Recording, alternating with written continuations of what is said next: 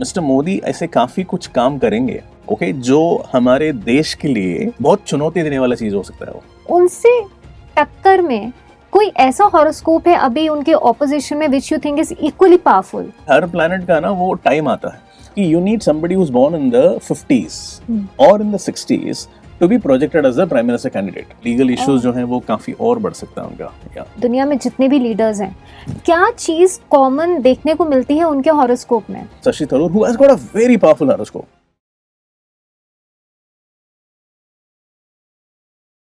Let us jump to political astrology. What Okay. we have to discuss today. Yeah. 4 जून को results आने वाले हैं Lok Sabha elections के, and even before we go into the results, I want to ask you, when it comes to astrology, how is a political status, success, when, how it will transpire, वो हम astrology के through कैसे पता करते हैं? What are your factors? Yeah, so that's a good question. It all boils down finally to the person who's going to become the head of the state. जैसे India में अगर हम बोलेंगे तो it is the prime minister. It is the US means the president. So we'll have to find that person. You know, the person with the best horoscope. I mean, what do you mean by best horoscope? Best horoscope means we'll have to normally look at the 7th house. 7th house means political enemies. So if somebody has a very, very powerful 7th house in the birth chart, and or there is a transit to the 7th house. Transit means the current planetary position का movement. अगर ऐसा कुछ होगा तो then वो बंदे का जीतने का chances ज़्यादा हो जाता है. Okay. So it all boils down to the prime minister candidate. And if the prime minister candidate has a very strong 5th house means the government. 4th house means the governance. Okay. So ये 4, 5, 7, 7th house सब birth chart में strong है. Current transit में भी अगर strong है तो then that is a person. So ये मेन फैक्टर है, the prime minister candidate. Then we also look at the coterie, the people around him. So are there some 20-30 people का एक nucleus है क्या जिसमें भी ऐसे लोग हैं जिनका हॉरोस्कोप बहुत पावरफुल है? If that is the case, one man plus the 20 people, then you know that this is the party that's going to be. How do you define a powerful horoscope? अगर हम बात करें कि दुनिया में जितने भी लीडर्स हैं, क्या चीज कॉमन देखने को मिलती है उनके हॉरोस्कोप में? So जैसे मैंने कहा कि it depends on the field you are in. For example, if you're a doctor, then a doctor will have a 6th house very, very strong. But if the person is a surgeon, he will have a 3rd house strong. 3rd house means the hands. 6th house is medicine. So वैसा एक doctor हो गया. Lawyer है तो 9th house बहुत strong होगा. 9th house indicates the law. और politics के लिए 7th house. So 7th house is political enemies, beating your political enemies. And then जैसे मैंने कहा कि 4th house means forming a government. 5th house is the government and 4th house is forming the government. So ये 3 house अगर strong रहेगा तो then you become the political. So if you're an MP या if you're a minister, जितना होगा, जितना बड़े-बड़े position पे जाएंगे उतना आपका ज्यादा प्लैनेट स्ट्रांग रहता है. तो अब हम चलिए फाइनली बड़े पोजीशन पे आ जाते हैं, which is the post of Prime Minister.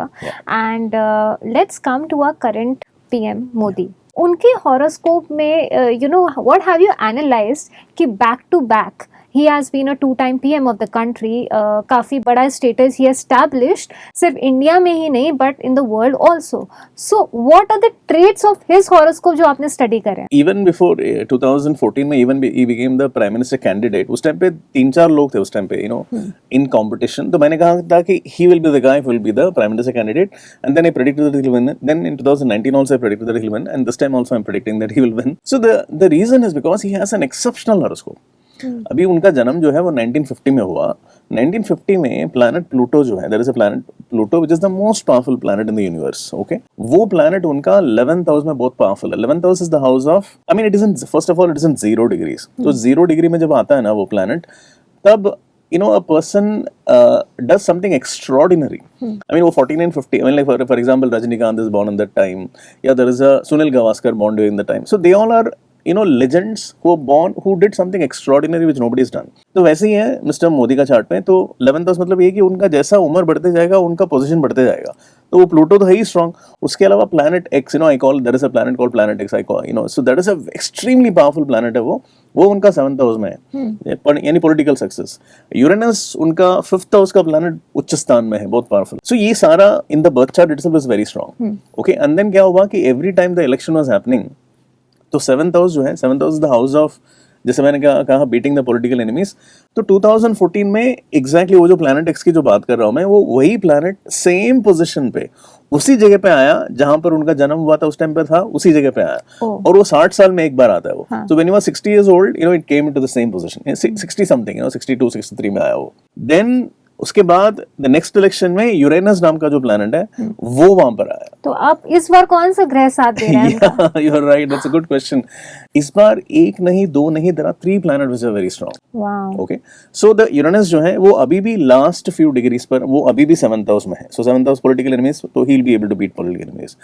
Then जैसे मैंने कहा 4th house indicates the government that you form and the land, you know, the sun of the soil of the land, वहां पर Pluto मौजूद है। Pluto is an extremely powerful planet. वो 11th house में था उनका जब वो जन्म हुआ था, लेकिन अभी 4th में आके बैठा है। So 4th house is forming the government. Then 7th house में उनका एक और प्लैनेट है, it's called Chiron. Okay, that's an extremely strong planet, वो भी ट्रांजिट कर रहा है।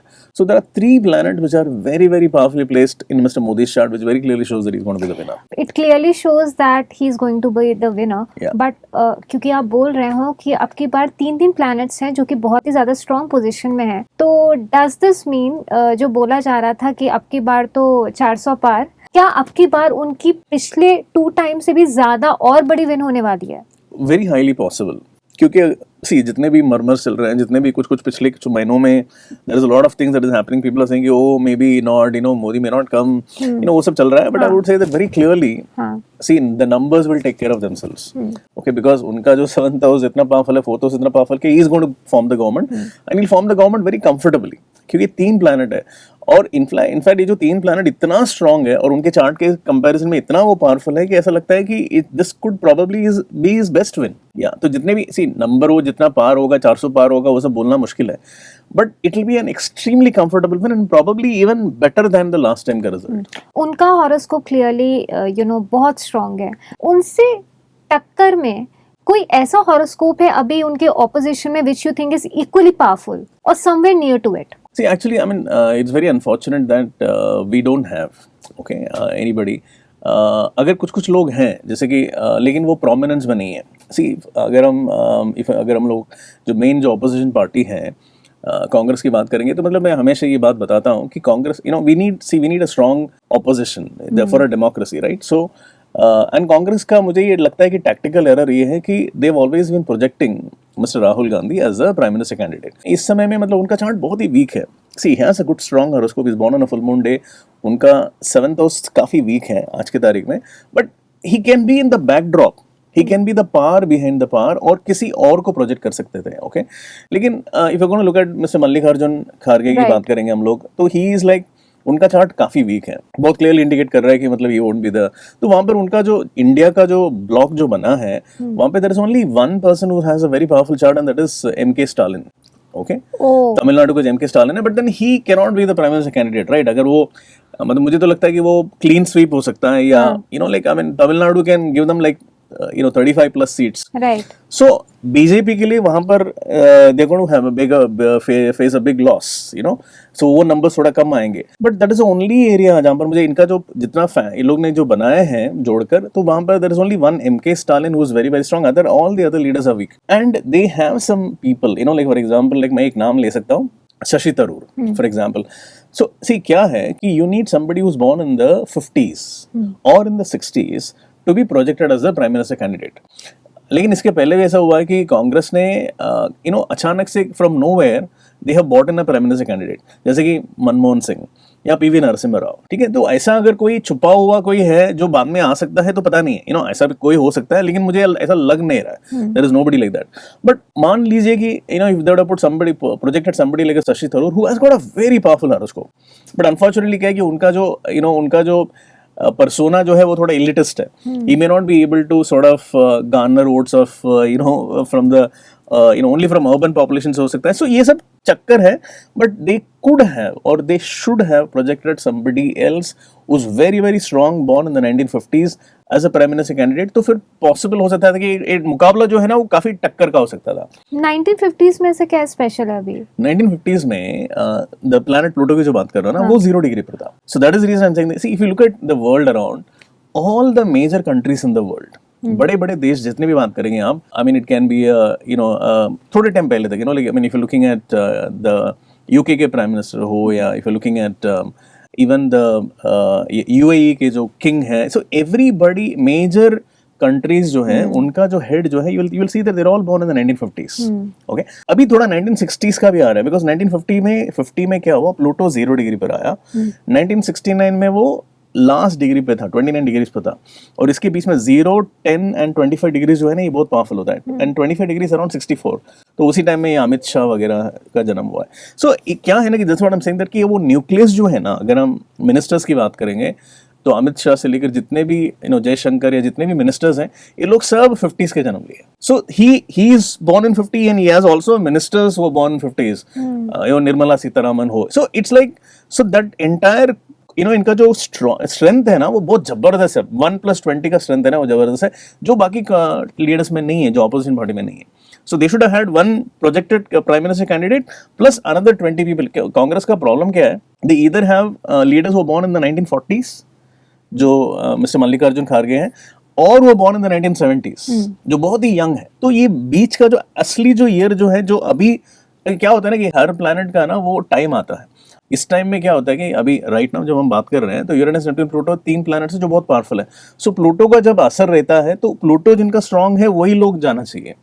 So वो उनके पास है ही नहीं. So that is the problem that they're facing. Okay, another leader जो कि बहुत ही ज़्यादा prominent position में इनका नाम रहा है, that is Arvind Kejriwal.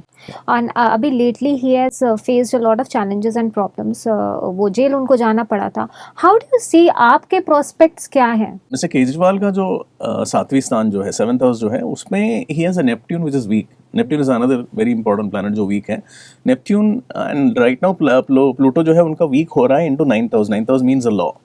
And 4th house उनका weak है. 4th house means the local government. So वो चीफ मिनिस्टर हैं, ओके, एक दिल्ली का, और वहाँ पर वो कुछ टाइम के लिए रहे हैं. But then the problem is that now right now at this point of time उनके प्लैनेट्स काफी वीक हैं.